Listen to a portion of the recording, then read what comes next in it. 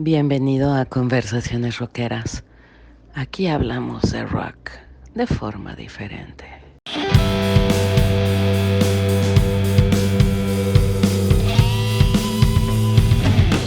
Bueno amigos, esta es la segunda parte de nuestro programa dedicado a la etapa solista de Ozzy Osbourne y nuevamente seguimos con nuestro panel de invitados que ya los vieron en el primer programa que hicimos y nuevamente les doy la bienvenida a mi buen amigo Gerardo Márquez. Buenas noches, Gerardo. Buenas noches, abogado. ¿Qué tal? Muchas gracias por la invitación para Claro. platicar nuevamente con Ozzy. Iván Solares, nuevamente aquí con nosotros. Aquí estamos en la segunda parte del Bark at the Moon de Ozzy. Gracias por la invitación. Bienvenido, amigo, nuevamente. Qué placer, qué maravilla y qué gusto volver a coincidir así. Ok. Bueno, pues nos metemos de lleno, ¿no? De repente, Ozzy, pues otra vez le pasa la desgracia en su vida, el accidente de Randy, el fallecimiento de Randy, no se acomodaba todavía con muchos guitarristas que él había probado, y de repente, pues llega y otra vez nos sorprende con este disco, caray, ¿no? Y nos presenta a un guitarrista completamente diferente a Randy, muy rápido, muy agresivo, con un look espectacular, que se acomodó muy bien a Ozzy, tocó los temas de Randy de una manera diferente, parecía que Ozzy tenía nuevamente un sonido revitalizado, y en este disco pues ya ni siquiera es cuarteto el grupo de Ozzy, sino es quinteto, porque por ahí tiene hasta un tecladista.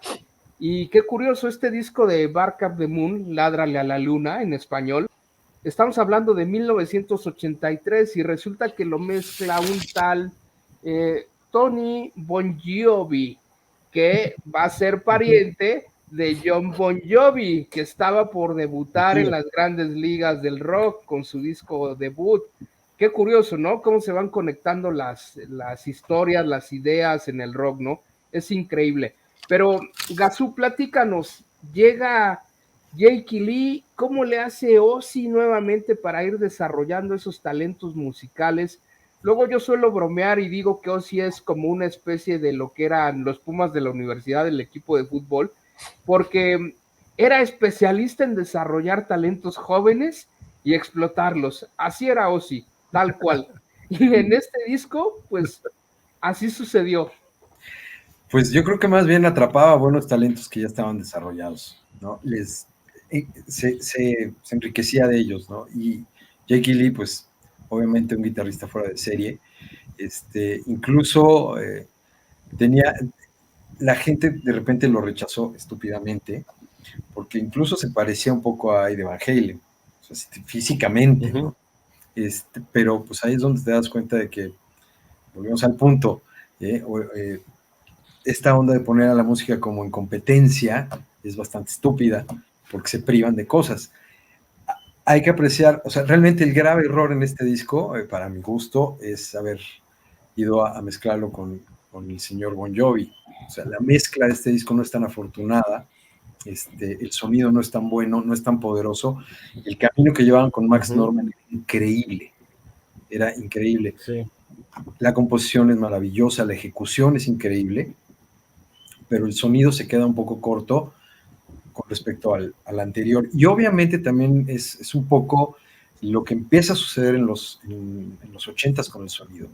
Es la década donde la búsqueda de la textura, la búsqueda de las frecuencias, empieza a cambiar, ¿no? O sea, empieza una nueva era en cuanto a sonido.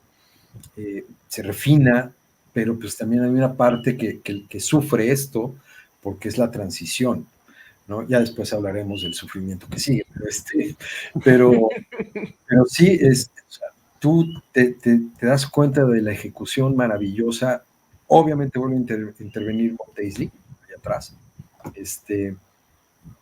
y esta forma de componerle a Ozzy estas canciones maravillosas. Para mí ese fue así como que, ay, todavía creo, o sea, creo que va a pasar algo, ¿no? Y ya después, no sé, después vemos eso. Un gran disco. También es un disco que se tiene que tomar en cuenta, que se tiene que escuchar sin juicio, ¿no? Como debe de ser la música, que puede gustarte o no, pero de repente, o sea, hacer una retrospectiva a este disco te puede dar una idea del nivel maravilloso de estos músicos y de esta alineación y de esta combinación. Claro. Oye, Jerry, y en este disco de Bark of the Moon, pues Ozzy sigue manteniéndose en las grandes ligas del rock, porque es la famosa época del Youth Festival, el famoso festival que se hizo en California con Van Halen, Scorpions, Judas Priest. El día del heavy metal, Ozzy Osbourne brilló, ya tenía a Jake Lee en su alineación, seguía Bob Daisley de bajista, ya estaba Tommy Aldrich de baterista, y de repente también Ozzy hace una gira con estos gamberros, con los malditos de Motley Crue, que eran loquísimos, y es una gira que la recuerda mucha gente porque pues el cartel era muy bueno, hicieron locura y media, incluso en la película de Deer de Motley Crue se recrea parte de las locuras que hacían con Ozzy, ¿no? Que se ponían a inhalar a hormigas ahí en la alberca, o empieza a llevar a los de Rat de gira, o más adelante a Metallica lo incorpora como grupo abridor. Entonces Ozzy Osbourne seguía en los cuernos de la luna, en los cuernos del rock. O sea, Ozzy Osbourne empezaba a mandar. Yo creo que Ozzy Osbourne empezó a llevar la pauta musical como del 80 al 85, prácticamente los primeros 5 años de la década de los 80s. Pero, ¿tú qué más recuerdas de esa época de Bark of the Moon? Bueno, lo recuerdo, evidentemente siempre, bueno, se va Randy, llega Jake Lee y una nueva expectativa. Y aquí retomo un poco lo que decía Gazú. A veces cometemos el error de decir, bueno, viene este disco, pero ya no está Randy, voy a juzgarlo de acuerdo a lo que era, ¿no? Entonces, creo que es un gran error y hay que juzgar con lo que estás oyendo. Randy ya se fue, ya está Jake Lee, que coincido que se me hace un buen guitarrista, un poco subestimado, es muy técnico, es muy habilidoso, es muy rápido. Y evidentemente, como dije al principio, en la primera parte, Ozzy se tiene que ayudar de grandes músicos y esta no es la excepción. Es un buen disco, creo que ya no es tan bueno como los primeros, pero sí cumple, y como bien dices, Ozzy estaba tan en lo alto que lo que hiciera iba a ser como que bien recibido, y creo que el de Bark of the Moon no es la excepción. Sí sigue con sus ondas todas locas, con los de Motley Crue, con todo eso, y que después vemos que hay un declive, ¿no? Por ahí incluso hay un documental muy bueno que se llama The Decline of the Western Civilization, donde vemos ya el final de toda esa decadencia, de todo ese alcohol, de todas esas drogas, y que acabó con muchas bandas, ¿no? Creo que este disco se rescata bastante bien, pero ya es como que no sé qué pasa con Ozzy, si demasiados excesos, empieza a tomar malas decisiones, pero hasta ahí llega lo más grande de Ozzy. Ok.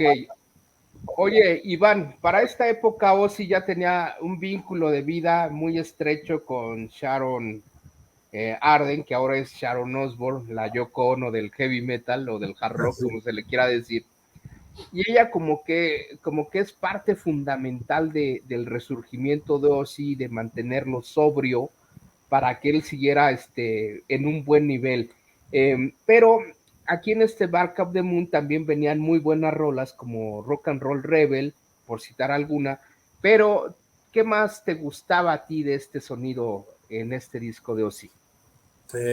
Era un sonido, yo lo considero bueno, pero no tan alto como en los dos trabajos anteriores. Se necesitaba, yo creo que un sonido más alto para la introducción del Bark of the Moon.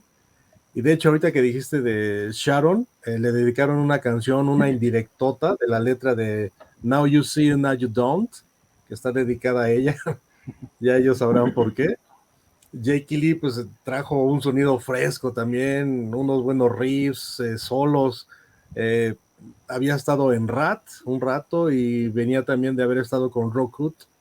Entonces era un guitarrista que inyectó nueva energía a la banda. Era una alineación, otra vez parecía un Ozzy Osbourne con otra alineación como un grupo nuevo, a pesar ya de la pérdida de Randy Rhoads. Y pues hay muy buena rola, la de So Tired, que cuando la veo me da risa porque pues veo a un Ozzy ahí abuelito que está en el video, se levanta y ven ahí como haciendo añoranza a un viejo amor.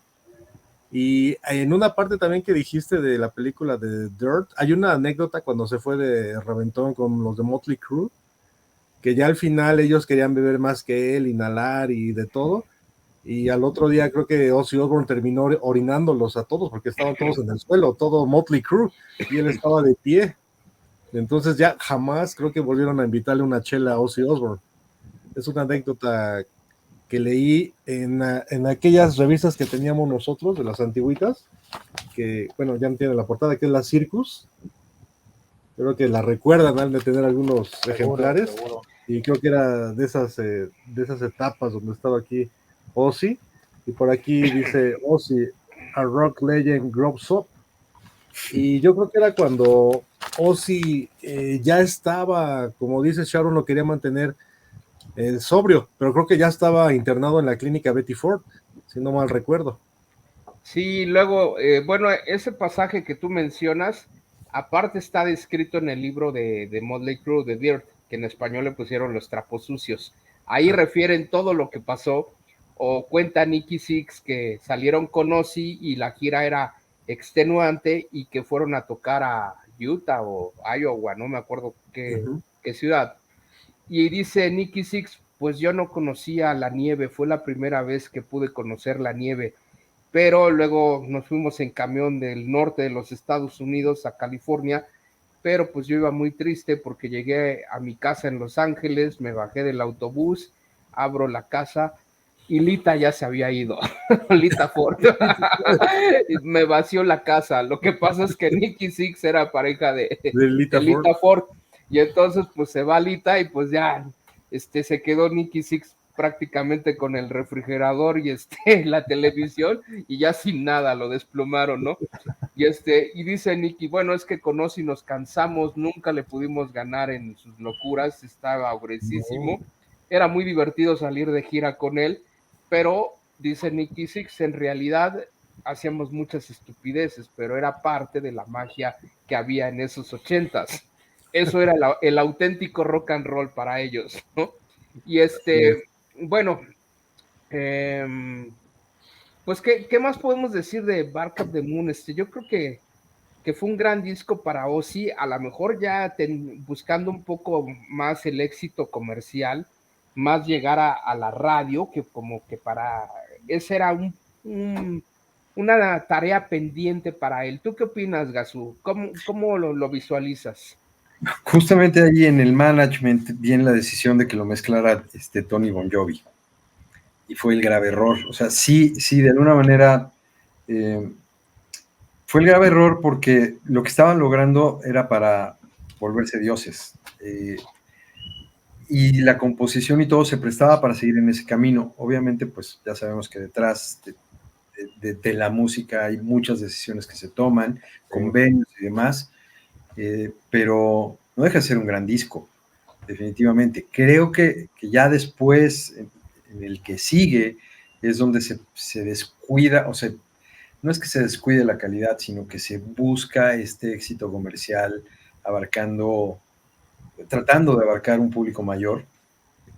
A mí el siguiente disco ya no me engancha, con todo el que está Jake Lee y todo, algo pasa. Creo que Bob Daisley ya deja de figurar y entonces viene este periodo raro de Ozzy a partir de ese disco, ¿no?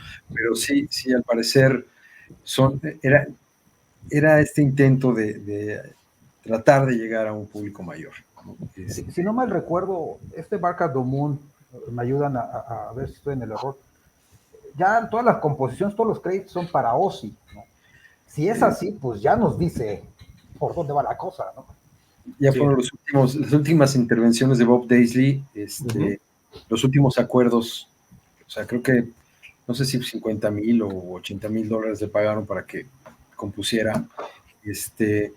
Muy buen trabajo hizo Bob con Jake Lee, o sea, hicieron una muy buena mancuerna, pero ya para después de este disco ya definitivamente no sé si agarran otros escritores fantasmas. Yo dejé de tener mucho interés en la carrera de Ozzy a partir del siguiente disco. Ya fue así como de, ay no, esto ya no me está gustando. O más que no gustarme, me empezaron a gustar otras cosas. En realidad. Entonces, Sharon le ofreció, lo dio un cheque de $60,000 a Bob Daisley para que... Exactamente, por su silencio. Sí, también. Y eso está muy grueso. Digo, porque pasa hasta la fecha, o sea, hay escritores fantasma en novelas, en libros y en discos. Pero sí, digamos que fue todavía un punto interesante y contundente para la carrera de Ozzy. Claro, y ya nada más para cerrar Bark of the Moon, como les decía, aquí se vuelve en quinteto. Y aquí trabaja un músico que no le hemos dado el crédito, el tecladista Don Airey, que había tocado pues con Gary Moore, que también en la actualidad ha tocado con Deep Purple. O sea, es un tecladista que toca muy bien, y obviamente el sonido ya fue un poquito más comercial para Ozzy. O sea, iba buscando un poco entrar a MTV, a la radio, que eso era su hit. Y es que si recordamos, MTV pues presionaba mucho, ¿no?, a las bandas que querían estar en su transmisión, en los programas que ellos hacían. Pues ya sabemos que era el sonido de Los Ángeles, que a mucha gente no le gusta, que fue como que un concepto que se fue desgastando demasiado hasta que fueron una calca de ellos mismos. Pero bueno, esa es otra historia. Y obviamente llegaríamos al Ultimate Sin, que pues es un disco que también divide opiniones. Para muchos es buen disco, para otros es un disco cumplidor, y para otros ahí se perdió Ozzy. Pero, ¿tú qué nos puedes decir, Jerry? Sí, de acuerdo. Creo que podemos decir que es el último disco rescatable de Ozzy. De ahí en fuera todo lo que viene es lamentable. Aquí nuevamente encontramos a Daisley en la composición.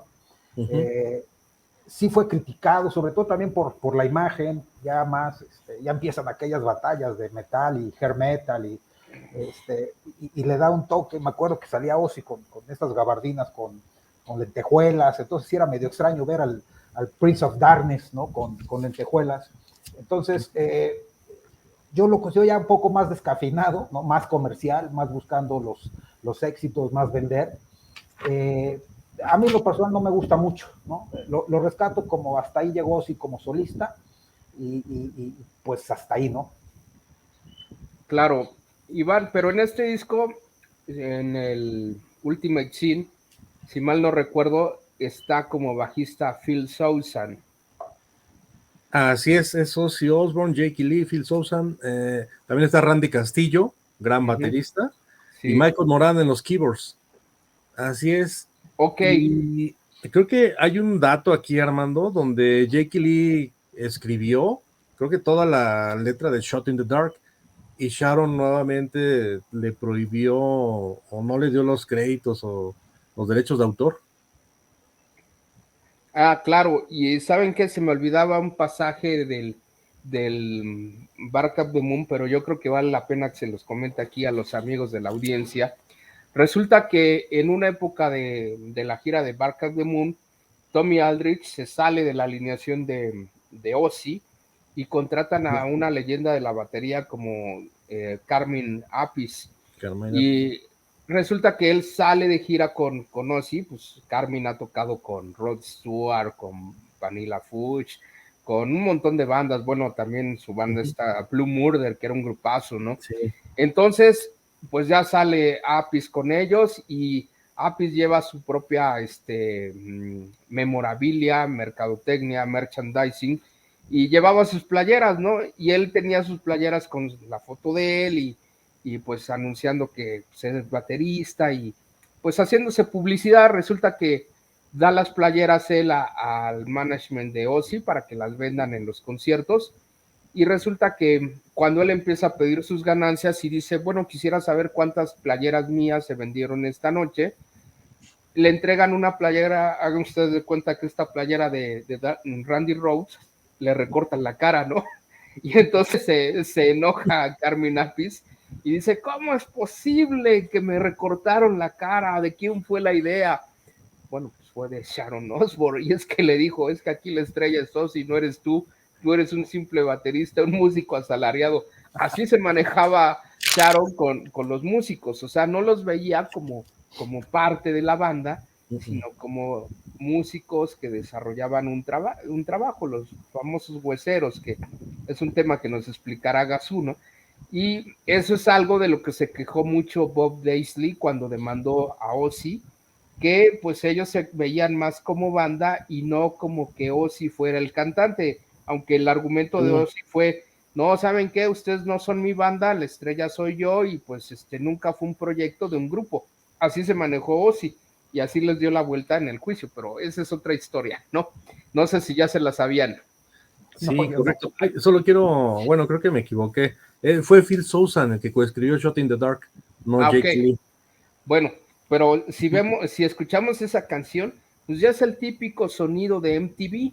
Es una balada de medio tiempo o una canción pues con gancho, con estribillo, con coros predeterminados para que sea más placentero escucharlo. O sea, ya se empieza a diluir, a descafeinar la imagen de Ozzy, Gazú. Definitivamente. Sí, ya, pues no había estas sorpresas, ¿no? Se volvió bastante predecible. El sonido cambió, el sonido LA brillante y así como muy filosito, pues no era lo más afortunado. Y ahí fue donde yo de plano me enfoqué a escuchar otras cosas, ¿no?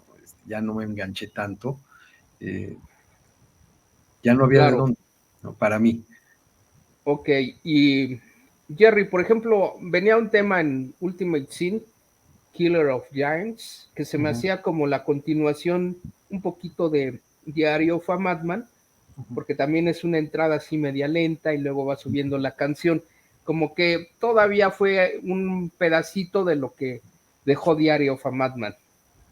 Sí, definitivamente, yo creo que el mismo Ozzy en algún momento va a haber dicho esto se me está cayendo, ¿no? Y voy a tratar de rescatar algo, pero sí está lejos, ¿no? Está lejos de las grandes composiciones. Aquí también siento que Jake Lee ya no tiene tanto impacto en el disco. Y no hay cómo ayudar a Ozzy en este disco. A mí en lo particular no es de mi agrado. Ya lo veo muy comercial, lo veo más enfocado, y ustedes saben que cuando ya escribes, una cosa es que escribas y se vuelva comercial y otra cosa es que lo escribas directamente para tratar de hacerlo comercial, y yo creo que este disco, pues esa era la intención, ¿no? Perfecto. Iván, yo creo que el único o de las pocas cosas rescatables de este disco de Ultimate Sin, que habrá público que le guste, gente que le guste, pero yo creo que ahí es cuando Ozzy descubre a Randy Castillo, que ya era un baterista con cierto rodaje rockero, porque había estado en el grupo de Lita Ford, pero en realidad pues también Randy Castillo tuvo grandes momentos con Ozzy, ¿no? Se verían después en la gira de No More Tears, pero ¿tú qué recuerdas de Randy Castillo? Pues Randy Castillo para mí hizo un buen trabajo en este disco. Pero como dice Gerardo y Gauss, ya era como, y como lo dijiste tú, ya era un sonido de MTV, ya era un rock digerible, soft, ¿no? Hasta decir muy suavecito. Pues ya eran rolas más accesibles, yo creo, para la gente. Entonces, pues la actuación de Randy Castillo aquí fue el debut, y a mí me gustó mucho que se desarrolló más, como dices, en la gira y en el disco de No More Tears. Ahí ya Randy Castillo, pues ya, yo lo veía ya como un miembro, ya, como dijiste, Ozzy era la estrella, pero aquí yo veía ya a Randy como la banda de Ozzy, no solo era Ozzy el solista. Y Claro. pues, hay algunas muy buenas rolas, como Thank God for the Bomb, pues a mí en lo personal sí me gusta mucho en la introducción y los golpes de la batería de Randy. A mí Randy me gusta mucho su estilo de tocar y todo. Sí, aparte era un baterista que en los, ¿cómo se le llama? Bueno, no recuerdo ahorita, en el bombo, en el pedal, va una parte, no me acuerdo cuál es el nombre, Gazú, cuando tú golpeas con el pedal. Baquetón del bombo. El baquetón. Randy lo que hacía es que como que los reforzaba para que se vieran más grandes. O sea, le gustaba imprimirle más punch a su batería de esa forma. Sí. Y durante mucho tiempo la marca de baterías Tama lo patrocinó en revistas, en anuncios. O sea, era un gran baterista, la verdad, ¿no? O sea, volvemos a lo mismo. De hecho, creo que aquí ya manejaba el doble bombo, ¿no, Gazú, perdón. Ya tenía Randy el doble bombo, ¿no? Sí, no, ya había escuela de así más pesada en ese sentido. Entonces, pues era como un sello que le vino a traer al sonido de Ozzy. Pero sí, Randy logró eso, ¿no? Destacar de esa manera. Sí. Y aquí claro, ya Jake Lee se iba para hacer Badlands, pero ya esa es otra historia, ¿no? Claro. Conflicto, ya había bastante conflicto, desafortunadamente, ¿no? Pero pues sí, también se nota que ya no estaba la inspiración ahí puesta, ya se estaban cumpliendo contratos o finiquitando, sí, otra vez. Ahí por detrás ciertas cosas. Y es que miren, qué curioso, este disco de Ultimate Sin es como de 85, 86, y el grupo que Ozzy llevó de telonero a esa gira fue Metallica, y Metallica en esa época tenía el Master of Puppets, o sea, Ozzy estaba muy clavado en su onda glam, y en cambio Metallica estaba en su onda trash, y estaban picando piedra para hacer historia, así tal cual. O sea, era como que el cambio de estafeta en el mundo del rock.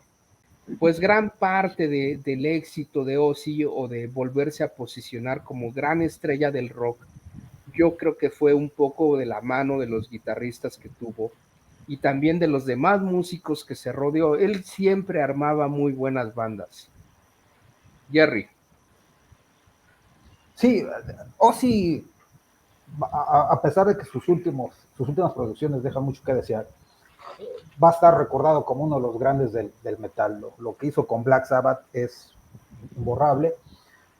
Como lo hablamos, sus primeros 2 discos son maravillosos, son excelentes discos.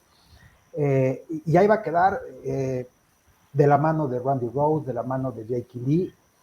Yo siempre tuve esa idea. Es un gran vocalista, pero debe estar acompañado de talento.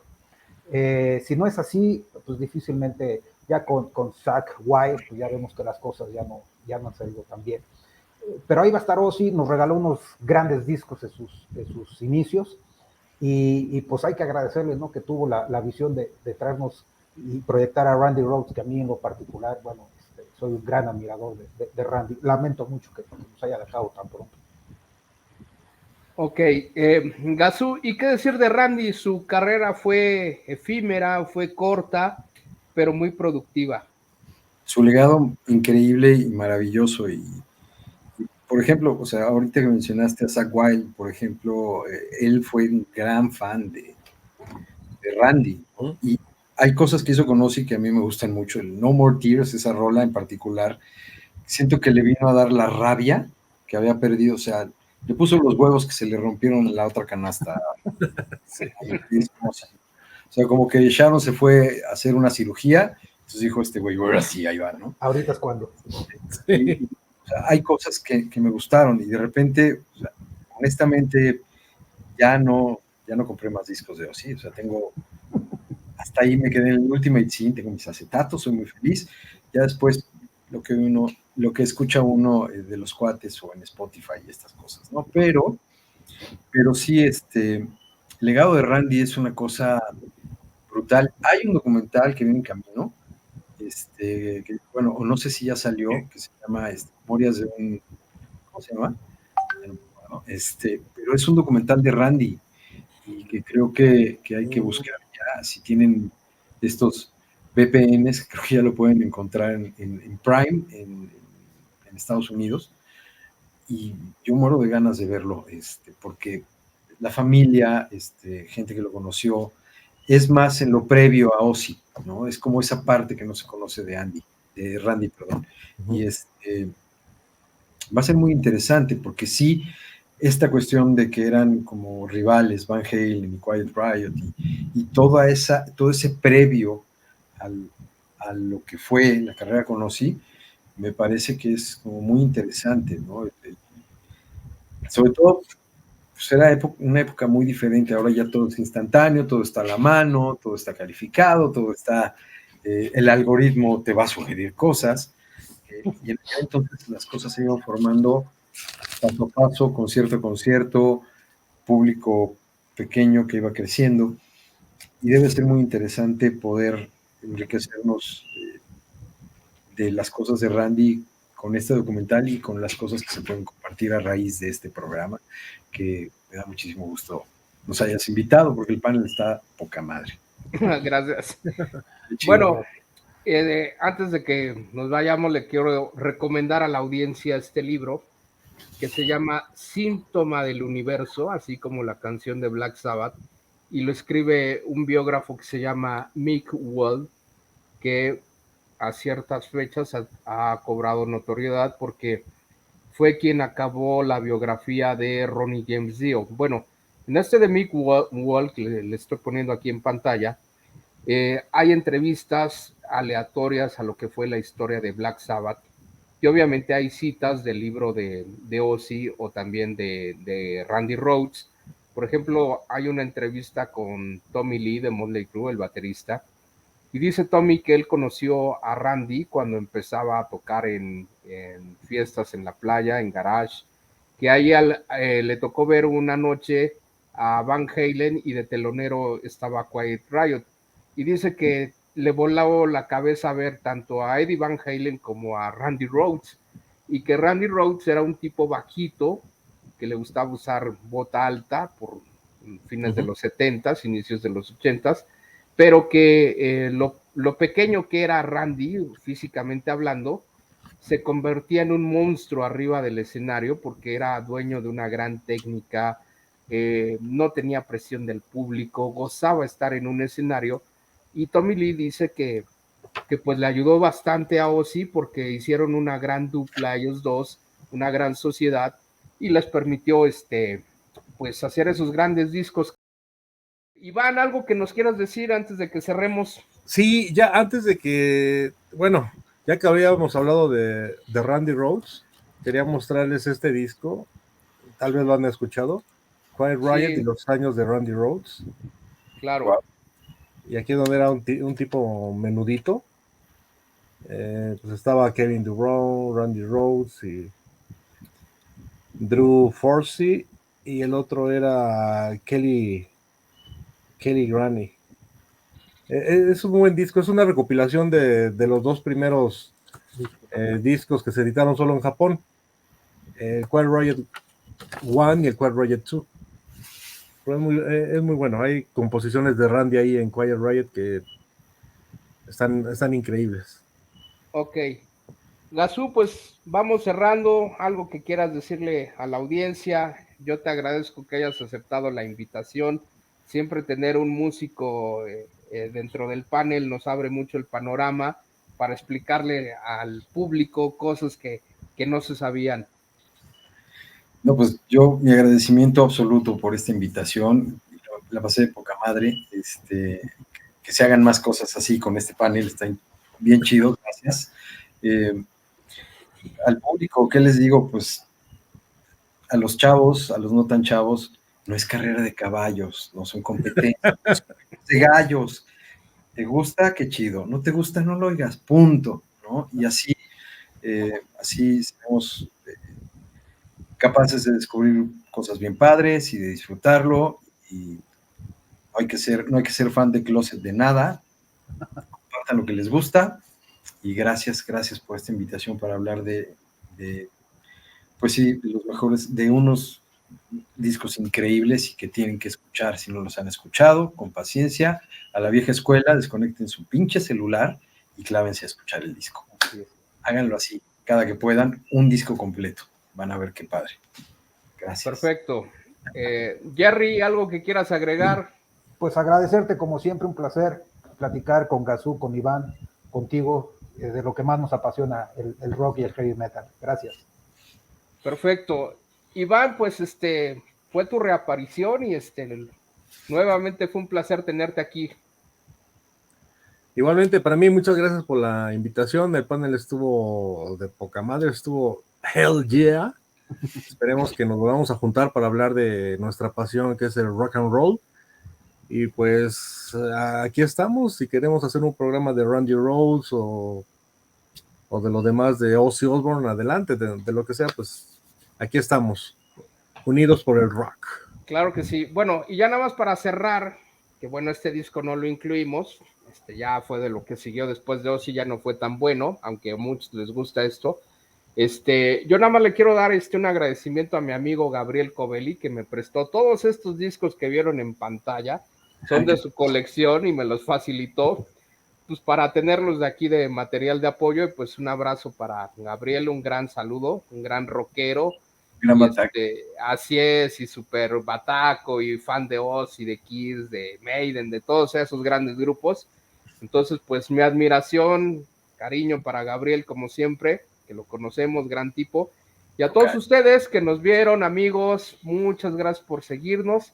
Esto ha sido todo por el día de hoy en Conversaciones Rockeras. No se pierdan los siguientes programas. Por favor, suscríbanse, denle like, su like es ahora sí que el alimento para el YouTube, para nosotros, es lo que nos nutre. Y amigos, hasta la próxima. Gracias, buenas noches.